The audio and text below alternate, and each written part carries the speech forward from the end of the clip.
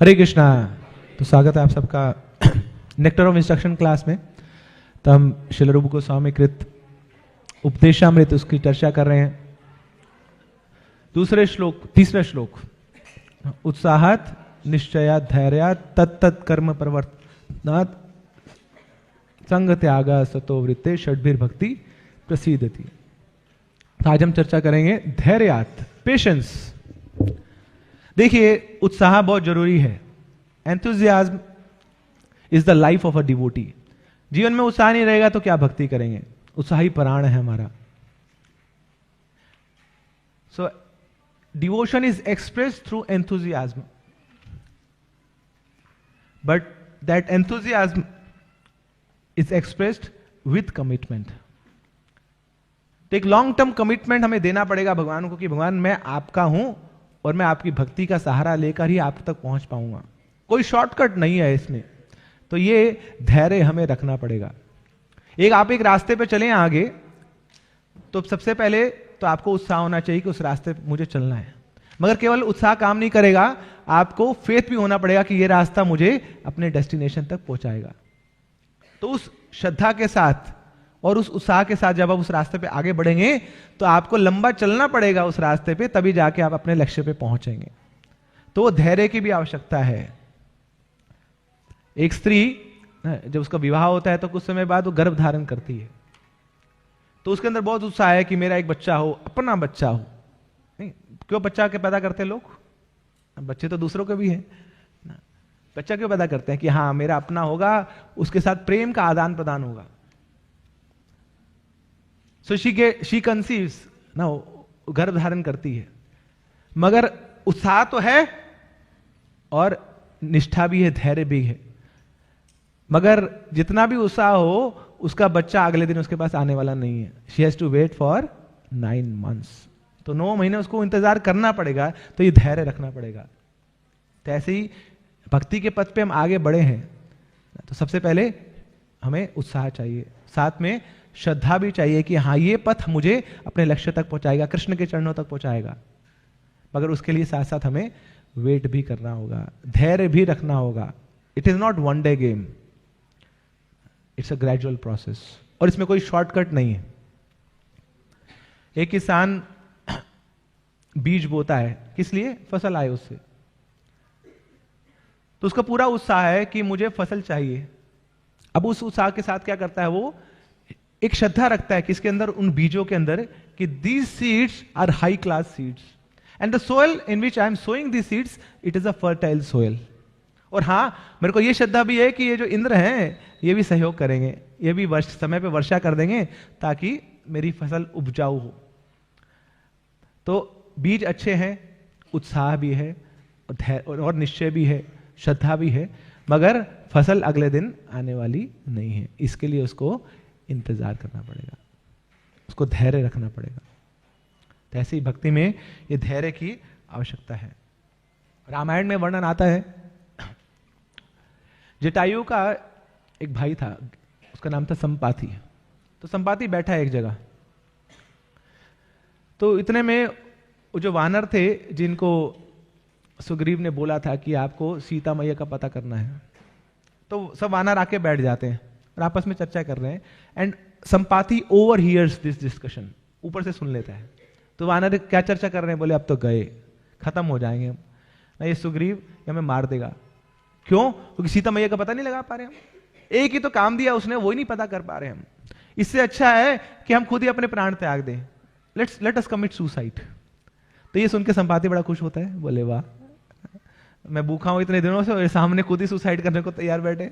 सबको ले जाऊंगा एक साथ अपनी गुफा में, ना महीनों चल जाएगा मेरा काम। तो ये सुन रहा है संपाति और अंदर मन ही मन ये ऐसी चर्चा कर रहा है। इतने में सारे वानर बोलते हैं, एक्चुअली में ना ये सारा किया कराया इस केकई का है ना। तो ये केकई श्री रामचंद्र जी को वनवास के लिए भेजती और ना ही श्री रामचंद्र जी की पत्नी का वो गुम होती और ना ही हमें ढूंढने जाना पड़ता। सारा किया कराया तो केकई का है। अब जैसे ये सुना संपाति ने, तो हृदय से उसकी इच्छा बोलने की, अरे नहीं नहीं नहीं नहीं, तुम लोग गलत बोल रहे हो। केकई में इसके में बहुत ज्यादा कुछ दोष नहीं है, दोष तो इस रावण का है जो अपहरण करके ले गया है सीता मैया को, और ये दक्षिण दिशा की ओर गया है रावण। बोले तुम कौन हो भाई, रावण की बातें कर रहे हो, सीता की बातें कर रहे हो, तुम्हें कैसे पता लगा? तो फिर बताया कि मैं संपाति हूं, मैं जटायु का भाई हूं। बोले तुम्हारे तो कुछ पर नहीं है, तुम्हारे तो कटे हुए पर है, ये क्या हुआ, कैसे हुआ? तो बताया कि एक बार हम उड़ने चले गए थे जटायु के साथ, बहुत ज्यादा ऊपर चले गए तो सूर्य के ताप तक पहुंच गए, तो सूर्य के ताप ने मेरे सारे परों को जला दिया, तो मैं इसलिए अब बिना पर के हूं यहां पे बैठा हूं। तो तुम यहां कब बैठे हो, कब से बैठे हो? 8000 साल हो गए। अच्छा, क्यों बैठे हो यहां पे? एक्चुअली उस समय मैं थोड़ा भक्ति भाव जागृत हुआ तो एक ऋषि से मेरी भेंट हुई थी, तो उस ऋषि ने बोला था कि तुम यहीं पे इंतजार करो, और क्या करो, इंतजार करो बस। होगा क्या कि 8000 साल बाद ना कुछ बंदर आएंगे, तुम्हें क्या करना है, बस उन बंदरों को थोड़ा सा बता देना है, उनकी हेल्प कर देनी है, तो इतने करने से क्या होगा, तो तुम्हारे पर आ जाएंगे। और ये जैसे जैसे बोल रहा था संपाति, तो इतने में उसके पर वापस आ गए, ये बताने मात्र से। वो बोलता है कि अरे देखो, जटायु के पास तो बहुत शक्ति थी, तो उसने मेरी श्री रामचंद्र जी की सेवा करी थी रावण से युद्ध करके, और तुम सब वानर भी, तुम्हारे पास भी शक्ति है, तुम अपनी शक्ति का, अपने शरीर का प्रयोग कर रहे हो रामचंद्र की सेवा में, मगर मेरे पास ना तो शक्ति है ना पर है, मैं तो उड़ भी नहीं सकता, मगर एक कार्य जरूर कर सकता हूं जो मेरे बस में है, मेरे कंट्रोल में है, अपनी जीवा से, अपने वचनों से मैं आपका सहयोग कर सकता हूं, इसलिए मैं आपको बता रहा हूं दक्षिण दिशा की ओर जाइए। और ये बोलने मात्र से ही उसके पर आ गए। तो ये धैर्य का फल है। भगवान ने हम सबके लिए कुछ ना कुछ कोटा बना के रखा हुआ है, बस हमें इंतजार करना है कि हाँ, अगर हम डेडिकेटेडली, निष्ठा से, स्वचेष्टितम ना, गृणतष्ट स्वचेष्टितम, चेष्टा करते हुए और यत्न करते हुए भक्ति में लगेंगे तो निश्चित रूप से भगवान उस भक्ति का जो फल है हमें प्रदान करेंगे। मगर हम क्या होता है, हम बड़ी जल्दी ही बेताब हो जाते हैं, वी बिकम सो इम्पेशेंट। क्यों? क्योंकि हमें क्विक रिजल्ट चाहिए, बहुत जल्दी बहुत बड़े भक्त बनना चाहते हैं। हम हमेशा इंतजार करते हैं कि अरे 1-2 साल हो गए, 2 साल हो गए भक्ति में, हो क्या रहा है मेरे साथ। मतलब जैसे हम सोच रहे थे कि भैया 2 साल बाद क्या होगा कि आंखों से आंसू बहने लग जाएंगे, गला हमारा अवरुद्ध हो जाएगा, ऐसी स्थिति हमारी आ जाएगी, तो उस चीज का हम इंतजार कर रहे हैं कि ऐसी दिव्य रोशनी हमारे शरीर से निकलेगी ना, पर लगे होंगे हमारे, हम हवा में उड़ेंगे, सारी इच्छाएं हमारी पूर्ण हो जाएंगी। तो भक्ति का कुछ अलग ही कॉन्सेप्ट लेके बैठे हम, एक्सपेक्टेशंस कुछ और है हमारी। नयनम गलद अश्रुधारया वदनम गदगद रुधिया गिरा, कब वो दिन आएगा आंखों से अश्रुधारा बहेगी, हमारा गला अवरुद्ध हो जाएगा हरि नाम लेते लेते, मैं भगवान को पुकारूंगा कृष्ण, आवाज नहीं निकल रही होगी मेरी, तो कृष्ण आएंगे सामने, दर्शन देंगे मुझे, आप बता बेटा क्या चाहिए तुझे। तो इस दिन के हम इंतजार कर रहे हैं, मगर अभी तो 16 माला पूरी नहीं हो रही है, माला करने में रगड़ा लग रहा है ना, बातें इतनी ऊंची ऊंची हम करते हैं। तो ये तो हमारा हाल है। तो इसलिए धैर्य की आवश्यकता है। एक्चुअली में जिसके पास पेशेंस नहीं है, जिसके पास धैर्य नहीं है, वो सहजिया कहलाता है। वो क्या करना चाहता है, वो केवल धोखा देना चाहता है। That person wants just cheap publicity. वो सोचता है कि बड़ी जल्दी मैं बहुत ज्यादा कुछ प्राप्त कर लूं। भक्ति में आके भी वही मूड बना रहता है कि इनपुट कम करूं और आउटपुट बहुत ज्यादा आ जाए। तो ऐसे लोगों को सहजिया बोला जाता है। They are just bluffing themselves. धोखा तो भगवान को देना चाहते हैं, मगर भगवान को कौन धोखा दे पाया है? कृष्ण तो चोर अग्रगणी है ना, सारे चोरों में सबसे आगे हैं भगवान, तो उनको कौन धोखा दे पाया है? तो धोखा हम अपने आप को ही देने लग जाते हैं। श्रील प्रभुपाद के पास एक लेडी आती है। प्रभुपाद जी उस समय हरि नाम के बारे में बता रहे थे, जप के बारे में बता रहे थे।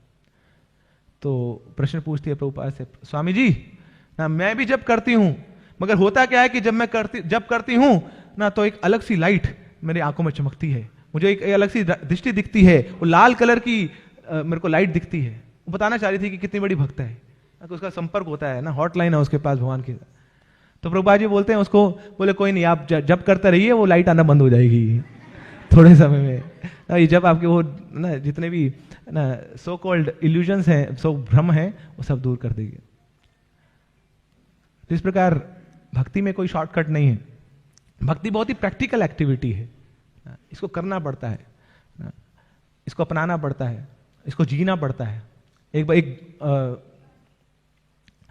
एक बड़ा फिलोसोफर आया प्रभुपाद जी के पास और आके बोलता है, स्वामी जी आपने गीता लिखी है 700 श्लोक, 700 श्लोकों पे टीका दी है। अरे ये 700 श्लोक तो मुझे रटे हुए हैं अच्छे से, आगे से सुनाऊं पीछे से सुनाऊं, बताओ स्वामी जी, सब पता है मुझे। प्रभुपाद जी बोलते हैं, हाँ 700 श्लोक तो आपको याद है, मगर क्या इन 700 श्लोकों को आप 7 मिनट जी सकते हैं क्या? Have you ever applied this 700 shlokas in your life time for even a small time period?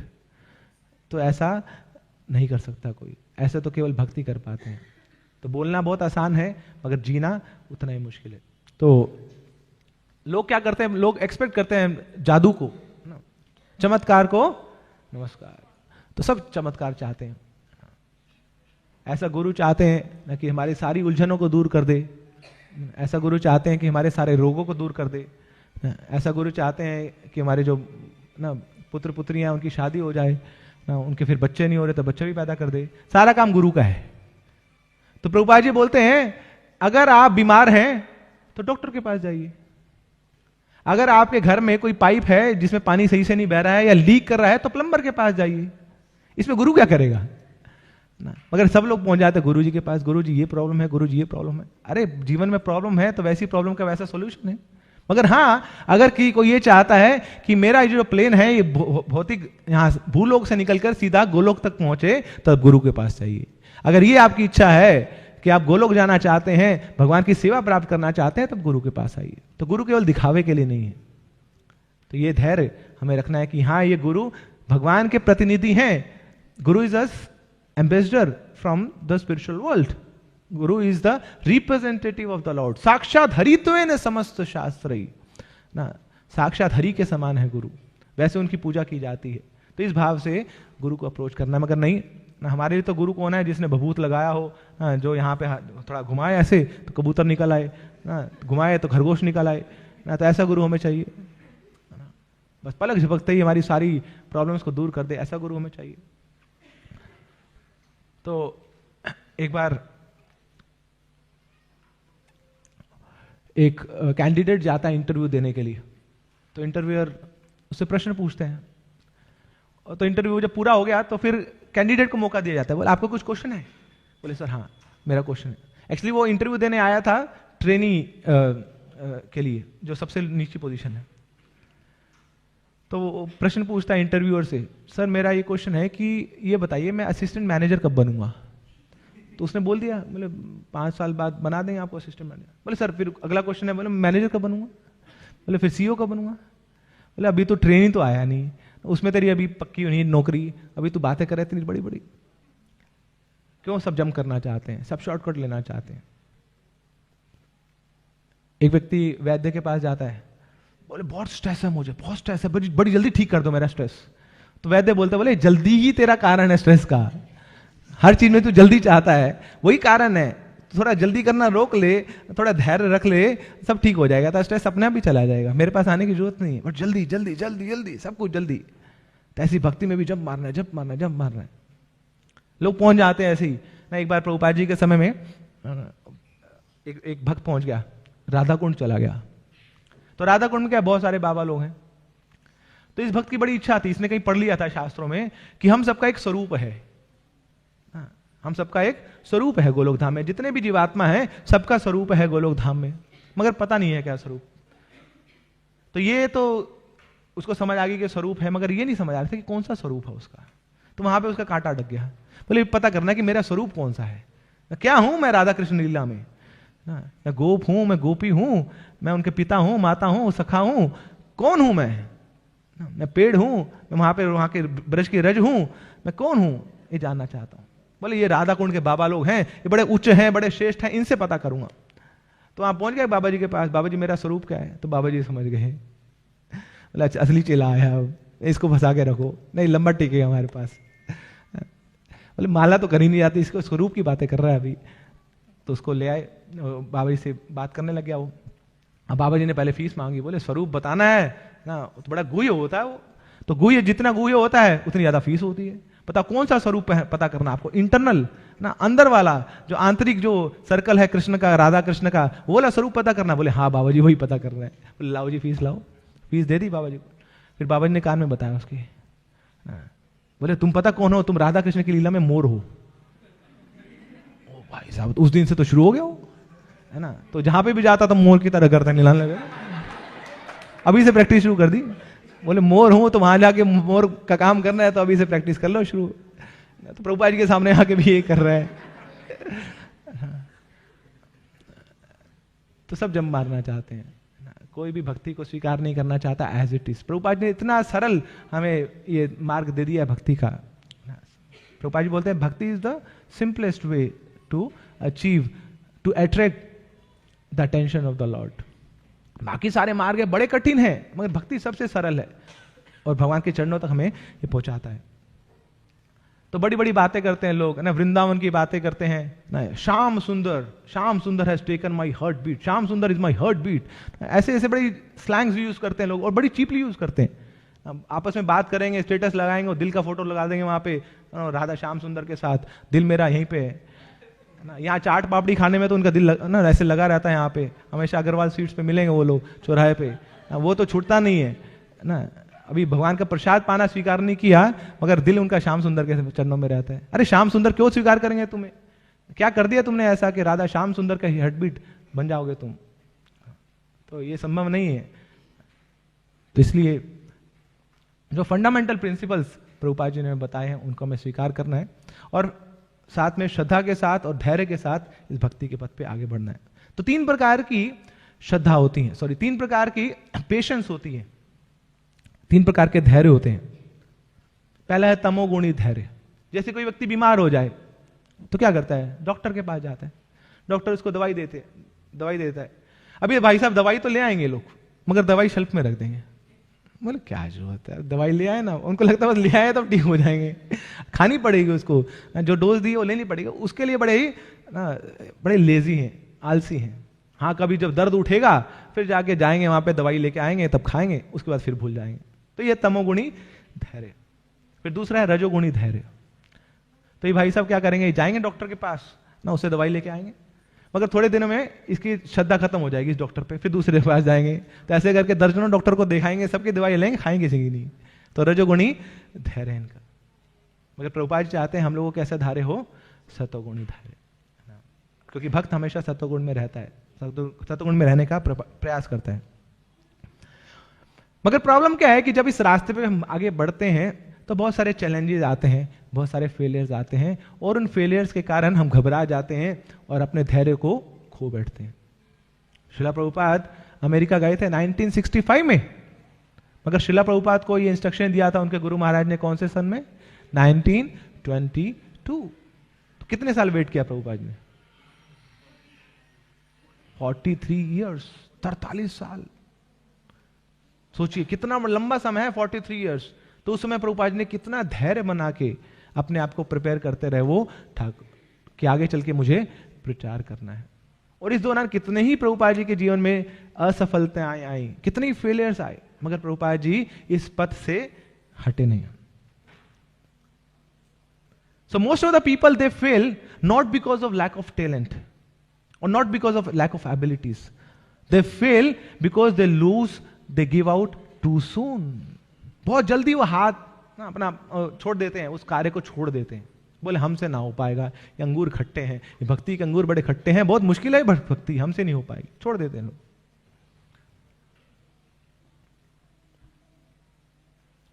A big shot is a small shot which keeps on shooting. ना आपको बड़ा बनना है तो क्या करना है? आपको वो कार्य बार बार निरंतर करते रहना है, with consistency, with steadfastness, and you will achieve success. Extraordinary people are ordinary people with extraordinary amount of determination. वो है अलग व्यक्ति, वो है सफल व्यक्ति जो लगा रहता है लंबे समय तक श्रद्धा के साथ कि छोड़ूंगा नहीं इस पथ को, कुछ भी हो जाए, कितने ही असफलताएं आ जाएं, कितने ही लोग मुझे लांछन लगा दें, कितने लोग मुझे गालियां दे दें, भक्ति के पथ को छोड़ूंगा नहीं। तो ये धैर्य बना के हमें रखना है। तो फेलियर की डेफिनेशन क्या है? बहुत सिंपल है, giving up too soon, that is called failure. Prabhupada ji बोलते हैं जो आप एक रास्ते पे चल रहे हैं और आप गिर जाते हैं, तो वो गिरना नहीं है जब तक आप उसको दोबारा से उठे ना तो। अगर आप उठ गए तो आप गिरे नहीं, और वहीं पे धरे रह गए तो आप गिर गए, you are a failure then. So we should not be that kind of failure कि कुछ हुआ हल्का सा ना, कुछ भौतिक जीवन में इधर उधर कुछ हुआ, सबसे पहले किसको हम साइड पे रखते हैं? अपनी भक्ति को। बीमार हुए साइड पे किसको रखते हैं? घर वालों ने कुछ बोल दिया साइड पे किसको रखते हैं? बॉस ने कुछ बोल दिया साइड पे किसको रखते हैं? भक्ति को। वो माला बेचारी में टंगी की टंगी रह जाती है, कई बार दिन बीत जाते हैं ना, सूरज आया गया ना, मगर वो माला बेचारी वहीं पे टिके रहेगी, इंतजार करते रहते, भैया उठा लो, कर लो, इसलिए तो लाए थे मुझे, मगर नहीं, हम मूडी हो जाते हैं उस समय।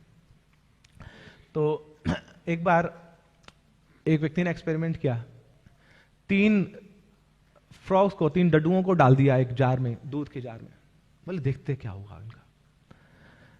तो एक फ्रॉग क्या अगर हाथ पर मार रहा है तो 5 मिनट बाद ही गिव अप, बोले मेरे से नहीं होगा भैया, इतना ये पूरा दूध दूध हर जगह। तो उसने अपना पैडल मारना छोड़ दिया। दूसरा जो फ्रॉग था वो मारता रहा पैर, बड़ी देर तक मारता मगर 15 मिनट बाद उसने भी हार मान ली कि भैया नहीं हो पाएगा मुझसे। Then there was third frog. So he lost his strength, but he didn't lose his determination. तो उसकी शक्ति तो खत्म हो गई थी, मगर नहीं, अंदर वो एक लालसा जागृत हुई, कुछ तो होगा, कुछ तो भगवान करेंगे। तो हाथ पैर मारता रहा, बस जैसे बिल्कुल एंड में जाके बड़ा मुश्किल हो रहा था, ऐसे करना बस। और इतने में क्या हुआ, जैसे वो मार रहा है तो जो सारा दूध है वो मक्खन में बदल गया, ऊपर आ गया अपने आप। So we are just at the fag end of that. जो सक्सेस है that is just round the corner. बस हमें थोड़ा सा प्रयास और करना है, थोड़ा सा जतन और करना है, बस निश्चित रूप से वो सफलता हमारे सामने है। तो ऐसे ही भगवान ने क्या बोला है कि आप जितना प्रयास करोगे मैं उतना ही आपकी ओर आगे बढ़ूंगा। ये यथा माम प्रपद्यन्ते ताम तथा भजामि। तो हम अकेले नहीं है भक्ति के पथ पे, कौन है हमारे साथ?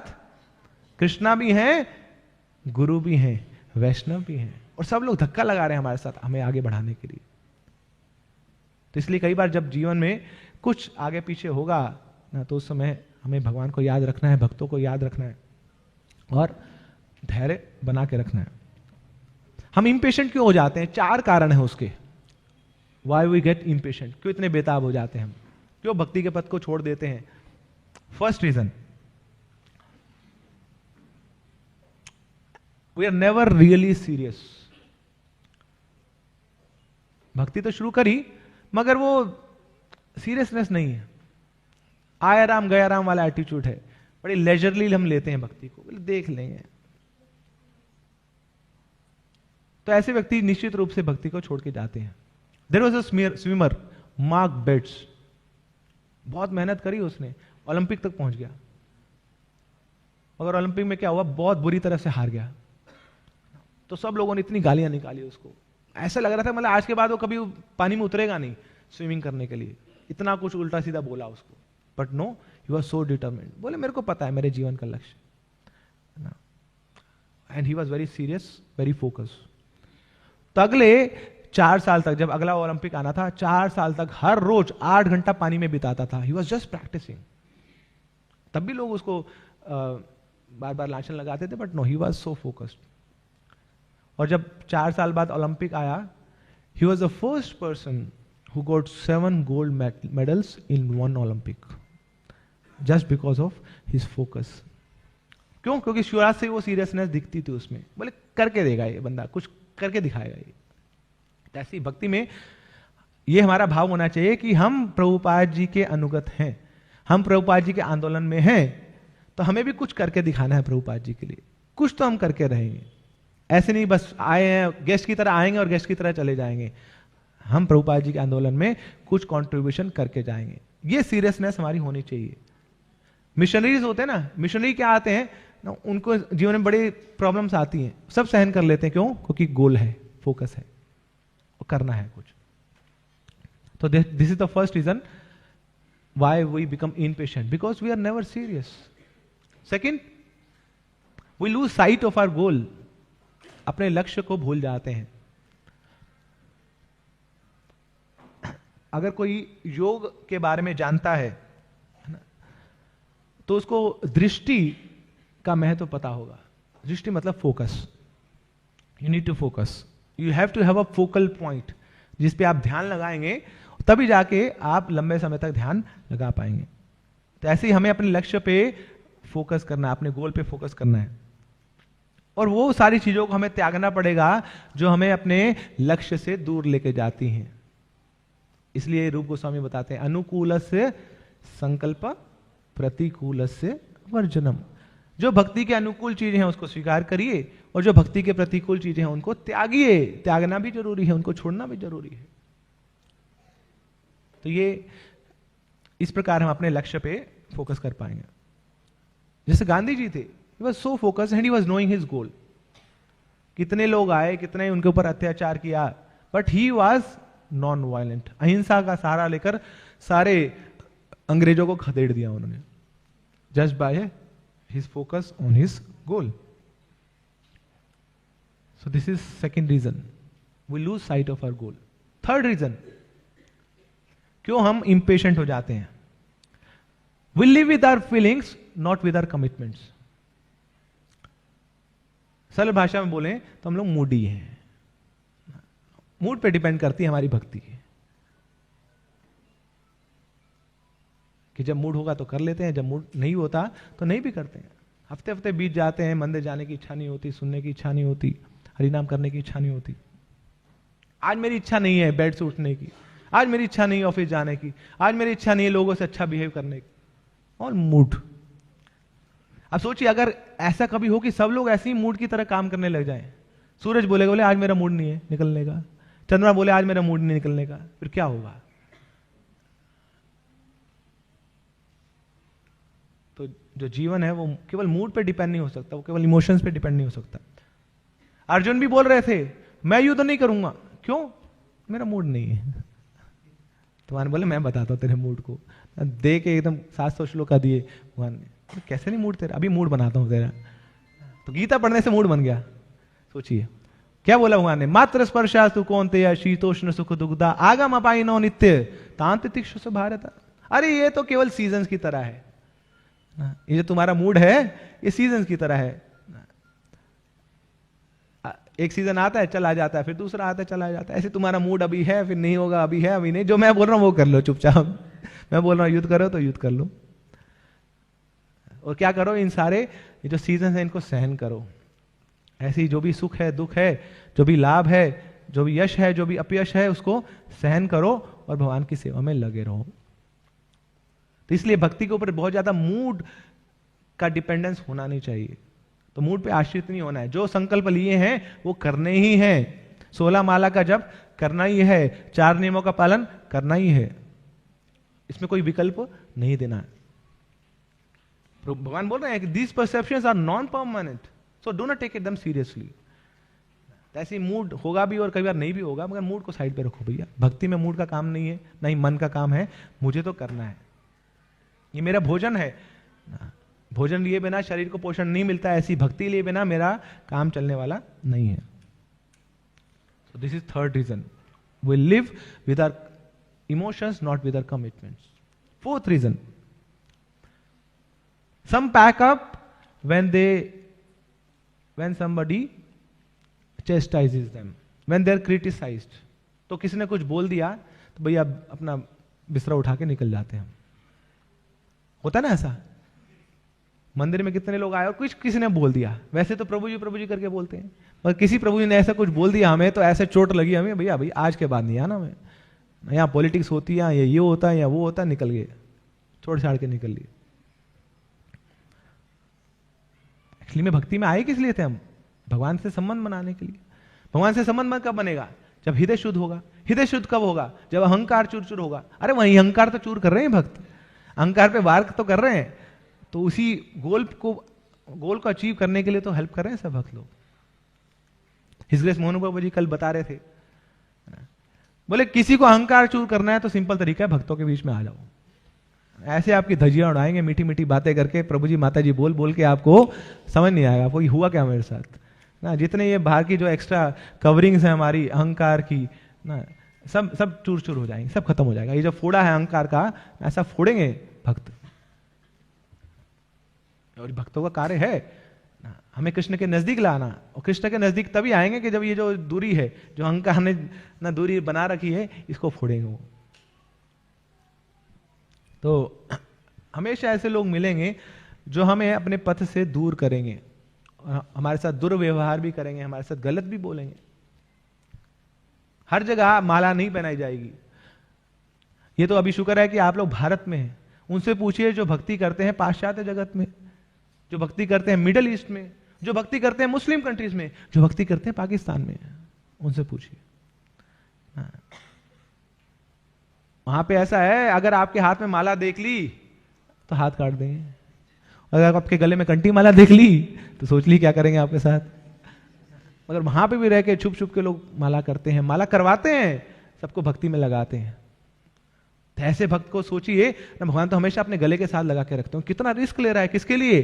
अपने लिए नहीं। कोई नाम पूजा, लाभ पूजा, प्रतिष्ठा नहीं मिलती उनको, कोई माला नहीं बनाता है, गालियां ही मिलती है हर जगह ना। वहां पे मारपीट ही होती है उनके साथ, पकड़े गए तो जेल में डाल देंगे, सड़ते रहेंगे वो जेल में। मगर उनको ये पता है कि एक व्यक्ति हमेशा वो हमारा साथ नहीं जोड़ेगा, वो हमेशा देख रहा है हमें, वो है कृष्णा।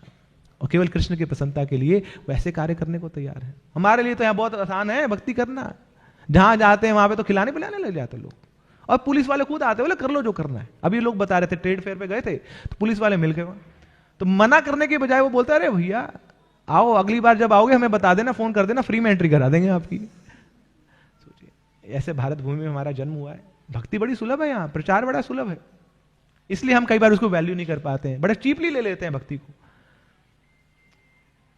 मगर नहीं, तो लोग लाछन भी लगाएंगे, लोग क्रिटिसाइज भी करेंगे, बट हमें लगे रहना है भक्ति में, चाहे कोई कुछ भी बोल ले।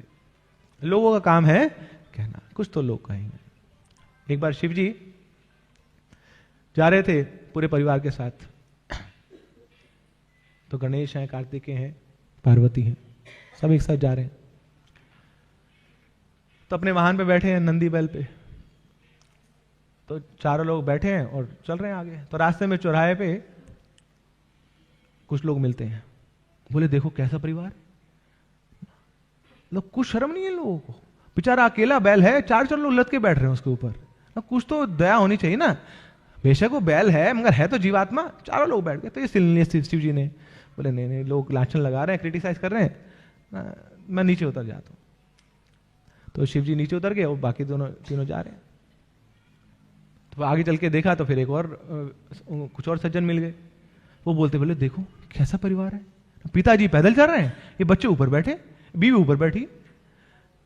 तो ये सुन के अब वो भी नीचे उतर गए, तीनों नीचे उतर गए। अब ये चारों पैदल जा रहे हैं और बैल इधर साथ जा रहा है। फिर आगे चल के चौराहे पे फिर और लोग मिले, बोले पागल लोग हैं यार, अब बैल खाली जा रहा है, पैदल जा रहे हैं। तो लोगों का काम है कहना, हमेशा चाहे आप अच्छा करें बुरा करें, लोग कुछ ना कुछ बोलते रहेंगे। मगर हाँ, हमें याद रखना है कि हमें लोगों का मित्र बनना है या कृष्ण का मित्र बनना है। Do you want to become a friend of this people who will always keep on criticizing you throughout your life, or we want to become a small friend of Krishna? The choice is ours. तो हम ये चुनाव कर सकते हैं। ये भगवान ने हमें कृपा दी है। माधवेंद्र पुरीपाद इतने महान भागवत हुए हैं, उन माधवेंद्र पुरी को नहीं छोड़ा लोगों ने। उनके घर वाले बोलते थे, बोले इल्यूजन हो गया, ये भ्रमित हो चुका है, ये ब्रेन वॉश हो चुका है इसका। उसके भाई बोलते थे ये तो बुद्धू है, इसको कुछ नहीं पता। जो वहां के पंडित लोग होते थे बोलते बड़ा अहंकारी है ये, इसको बड़ा अहंकार हो गया अपनी भक्ति का। ये सब कुछ सुनने के बाद भी माधवेंद्र पुरी अपनी भक्ति को छोड़े नहीं, वो लगे रहे। इसलिए आज भी उनके गुणों का गान किया जाता है। श्रील प्रभुपाद अमेरिका गए थे, he was loitering in the streets of New York. कोई उनके साथ नहीं था, उनको ये नहीं पता था अगले मैं कहां जाना है, मुझे क्या करना है। मुझे जेब में केवल 40 रुपया था, वो भी खत्म हो गया था। अब प्रभुपाद जी को आंदोलन स्थापित करना, इस्कॉन, प्रभुपाद जी की विजन बहुत ऊंची थी, बहुत बड़ी थी, international society for Krishna consciousness, जिसकी वर्ल्ड वाइड ब्रांचेज होंगी। प्रभुपाद जी ने उसी समय सोच लिया था।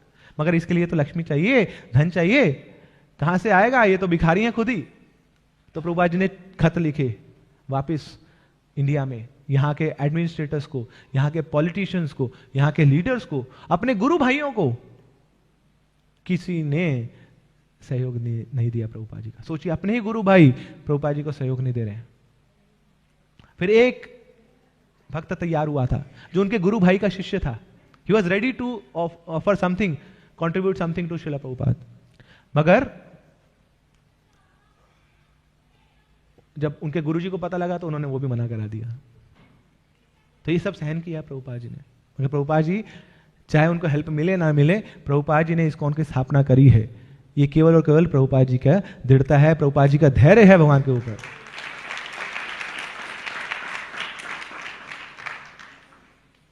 उस समय 70 साल की उम्र में, इतनी एडवांस्ड एज में ना, जब खुद अपने शरीर का कुछ पता नहीं होता क्या होगा क्या नहीं होगा, उस समय प्रभुपाद जी ने हम सबको अपना आश्रय दिया, हम सबको सेवा में लगाया, इस्कॉन दिया हमें। तो हमें फोकस करना है अपनी अटेंशन को कि मैं क्या कर रहा हूं कृष्ण के लिए, ये नहीं कि कृष्ण क्या कर रहे हैं मेरे लिए। हमेशा हम ये सोचते हैं अरे भगवान ने किया क्या मेरे लिए, मैं उनकी भक्ति कर रहा हूं, उनकी माला कर रहा हूं। अरे उनके लिए नहीं, अपने लिए कर रहे हैं आप। माला उनके लिए नहीं है, माला आपके लिए है। सेवा उनके लिए नहीं है, सेवा हमारे लिए। कई बार हम सोचते हैं अरे सेवा होगी ना, देखो मंदिर वाले सेवा मांगते हैं हमसे। अरे मंदिर वालों को जरूरत नहीं है सेवा की, हमें जरूरत है। क्यों? It is called 10 times blessings. सेवा करेंगे तो आपको 10 गुना फायदा मिलेगा उसका, आप कृष्ण के बड़ी जल्दी नजदीक पहुंच जाएंगे।